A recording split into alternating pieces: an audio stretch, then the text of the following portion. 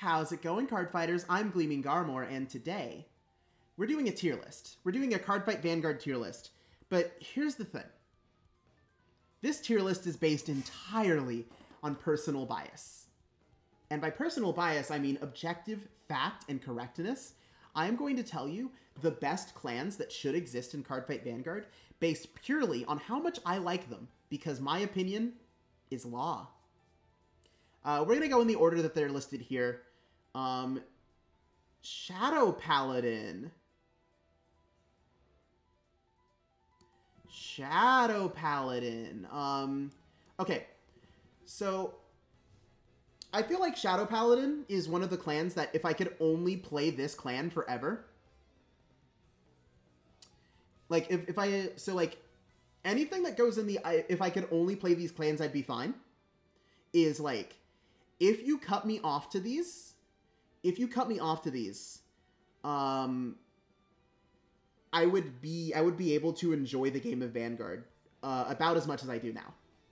So I feel like Shadow Paladin is one of those clans where, like, if you told me that I had to play this deck forever, I could do it.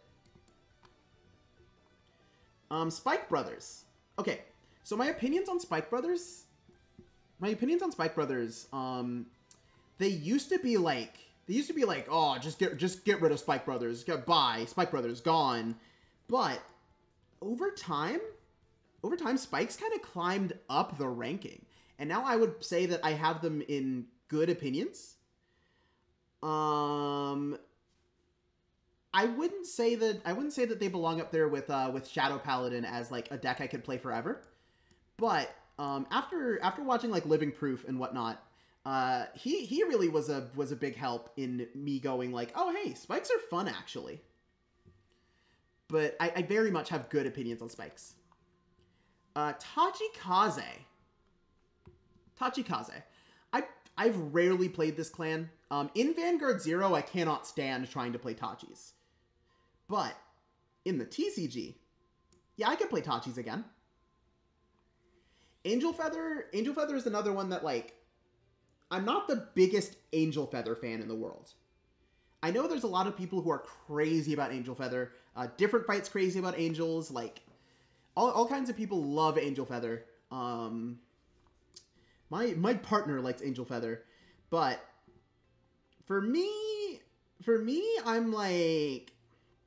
I'm somewhere between I could play Angel Feather again and don't make me play Angel Feather. I don't feel like it.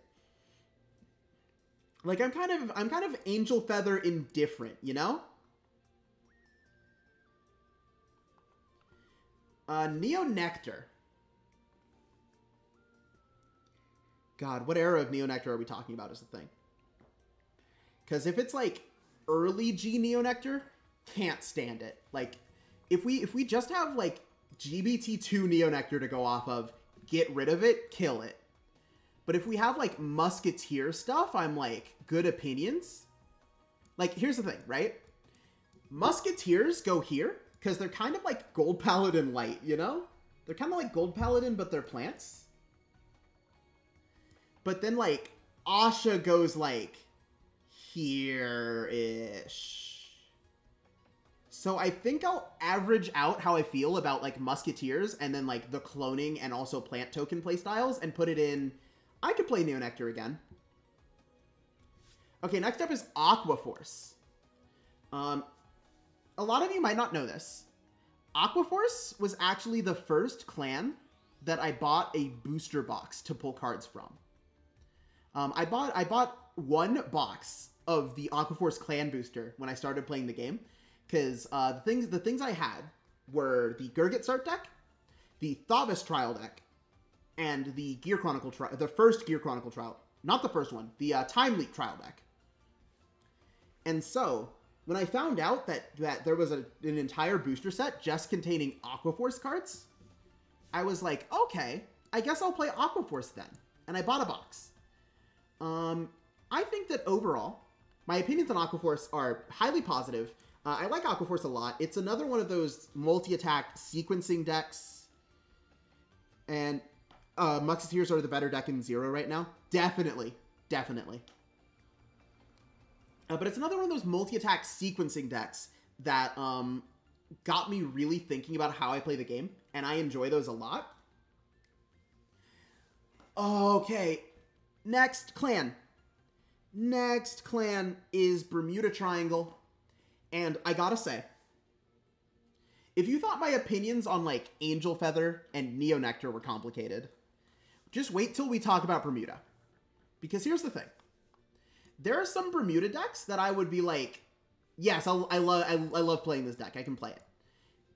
Maybe even some that go up here. Like, maybe even some that go up here. Like, Riviere is kind of interesting. Coral is like this. But the clan overall has a lot of, like, stinker decks. Like, a lot of, like, very terrible decks that I don't want to play. And also there are some artworks in Bermuda Triangle that I do not want to look at.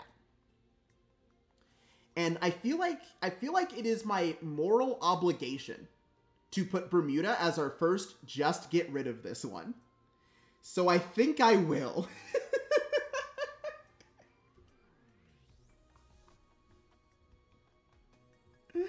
Okay, Dark Irregulars. I've had a couple of stints playing Dark Irregulars over the years. I played Amon and Zero very briefly. I played Darkness. I played Darkness a lot in G-Era. Big fan of Shahara. Nightmare Land is like my favorite tiny, minuscule archetype in this game. You know those archetypes that exist that just don't, like, there's no support. The support does not exist. Supportant. But you love them anyway. That's how I feel about Nightmare Land. And as such, I think I will put Dark Irregulars in good opinions. There's also something special about just, like, repeated soul charging. Meme Overlord 20. I do think that Bermuda has, like conceptually, has a place as a clan that fleshes out Kray's entertainment industry. Because I like those clans. I like Spike Brothers. I like Pale Moon. I like those for the world building aspect of them. Yes, Soul Touch. Soul Touch. Like, one of the earliest Vanguard videos I watched was I'm a Soul Charge like no one has ever Soul Charged before. Like, DIs and I go way back. I love DI. Next up is Nova Grappler. Nova Grappler, like, immediate right next to Aquaforce, right? Like, directly next to Aquaforce. I love this deck. I could play it like fairly often. I enjoy the multi-attack sequencing that the deck provides, as well as just, like, the intricacies of its card effects. And I feel like putting Novas and Aquaforce next to each other is perfectly fine, because they're the same clan with different aesthetics. Why did they make both of these Excel clans, actually? That was probably a very bad idea, because, like, you finally had a chance to be like, yeah, actually, one of these does something different. And then you didn't. Gear Chronicle. In G-Era, you could have put this up here as, like, I could play just this deck and be fine. But over time, Gear Chronicle has kind of fallen down from this, but, like, not to be a bad deck. Not to be a bad deck. I don't hate Gear Chronicle. Oh, wait, that's Dimension Police? No, I see Nova Grappler down there. Sorry. Dimension Police. Ironically enough, Dimension Police goes in the same spot as like Nova Grappler and Aquaforce would go, where it's like, I can play this deck again. I like playing this deck. It goes more than I could play it again. It goes, like, if you said, take your pick, and you put in front of me Tachis and DP, I'd probably pick DP. But back to Gear Chronicle for a second. Thanks for the correction. Back to Gear Chronicle. I feel like its weird identity crisis in the V-Series kind of knocked it down a peg for me. I do not hate this deck. I like this deck. I will play Gear Chronicle again. But it's just not the same as it was in late G, baby. It's just not the same. Now, in Premium, I can still play Time Leap, and that kind of rules. Oh, Genesis.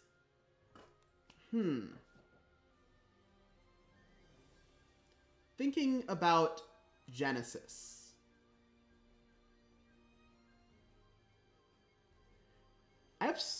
I really got to think about Genesis, because like this is not a deck I played a lot, but it is absolutely one that, like, when I play it, I have fun. And I very much enjoyed learning things like the Wiseman loop and like the more recent Gelja Infinites. But like just playing Genesis as just like a straight deck, I don't think that's for me. I think I will put Genesis in could play again. Oh, Gold Paladin, immediate. If I could only play this clan, I'd be fine. Like, Gold Paladin has so much going for it. It's got the Ezel Superior Ride. It's got the stability of Gurgit. It's got the Aggravain, like turn 3 aggro. It's got Spectral Duke's Restand. It's got Percival. It's got like all of the Liberator cards as just a funny deck to try and play. Garmor is there. Like, why would I not put Gold Paladin up there? Yeah, that's right. It's time for Grand Blue. Now, for the sake of surprising Meme Overlord, I went out of my way to not say where I would put Grand Blue before now. And Grand Blue is one of my favorite clans of all time, baby! Woo! I love Grand Blue. This deck rules. Again, so like, remember how I said Gold Paladin has a lot going for it? Grand Blue has even more on the basis of you can toolbox any card from your deck.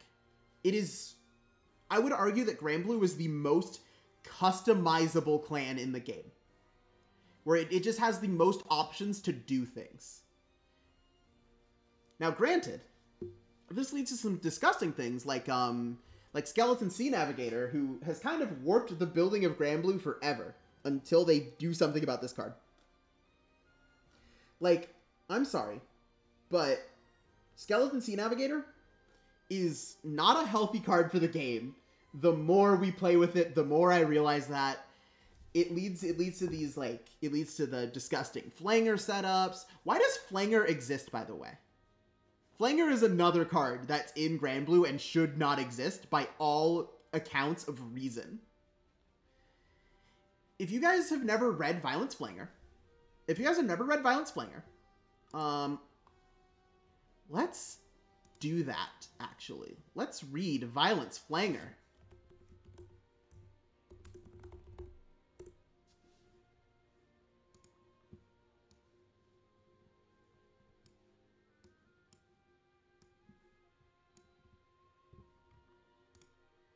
So, Violence Flanger is a grade 3 with no imaginary gift and 12,000 power that says...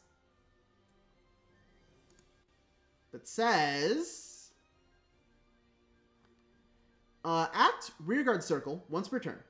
Soul Blast a grade 3. Discard any number of cards from your hand. And then this unit gets 5k power until end of turn. And for the battle this unit attack... Hold on. This unit gets 5k until end of turn. For the battle of this unit attacked, your opponent cannot call Sentinels, nor cards with the same grades as the cards discarded. Why does this say the cards discarded and also Sentinels? I want you to think about that for a second. Why would anybody do this? Great Nature, another one of my favorite clans of all time, baby. I would be fine if I could have played only this clan forever. Yes. Seems perfectly balanced to me. Kagero. Very good opinions on Kagero. There's a lot of Kagero decks I like. I like Overlord. I like Blade Master. I can play both of those decks.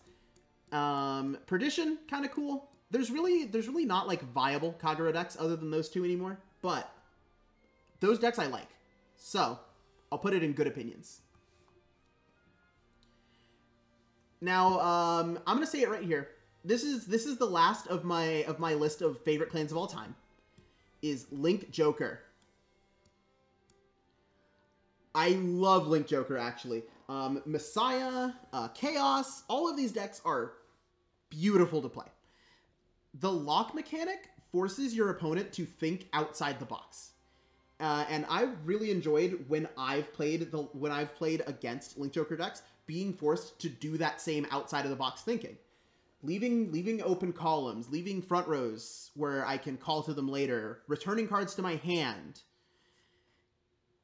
If your deck has a tool that can empty a circle on your board, you have to use it very creatively.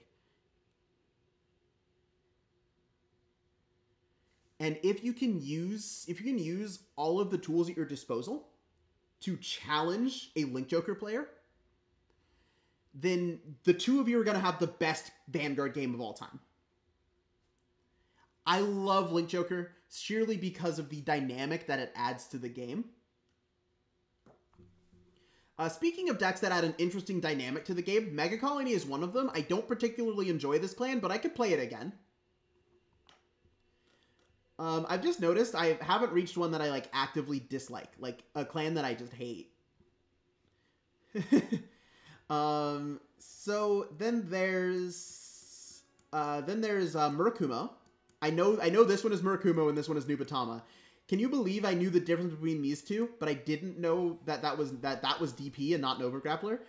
Anyway, Murakumo. I have a funny story about Murakumo. Is that like the way this clan works for me is I would play it in high school and I would win. I would win with Murakumo. But it seems to be the biggest brain combo deck of all time because every single time I got done playing a game with Murakumo, I would want to go lie down and fall asleep. Like if I took this deck to a tournament, I might die by the end. I might explode, and that's what Yasuie did to me. Was like I just would fall asleep. As such, I cannot warrant putting Murakumo any higher than I could play it again. Because I could play it again, and then I would pass out and fall asleep. Not because the deck is boring, but because I'm so mentally drained from the act of playing Murakumo. And I just pass out. Narukami, easy good opinions. Like this deck.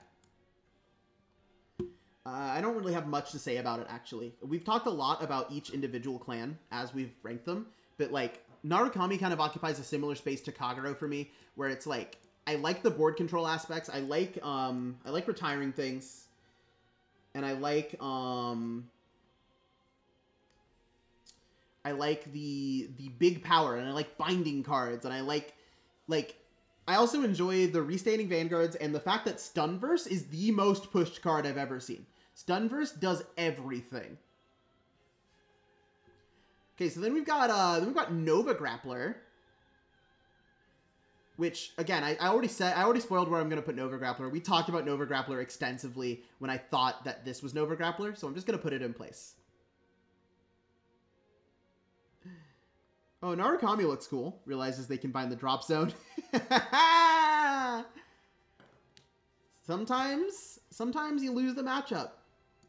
Nubatama is also an easy good opinions. I like this deck a lot. Daihozan, very cool card. Shiranui, very cool card. Shiranui Rinne. I love that card to bits. Evil Decoy tokens. We've done some interesting things with them in recent years, and I appreciate that. The idea of creating cards on your board that are additional shields and or sacrifices for other effects, very cool. Now, I know the stereotype is that, like, Oracle and Genesis are like, yeah, this is just the same deck, except one of them does the soul more often than the other one. But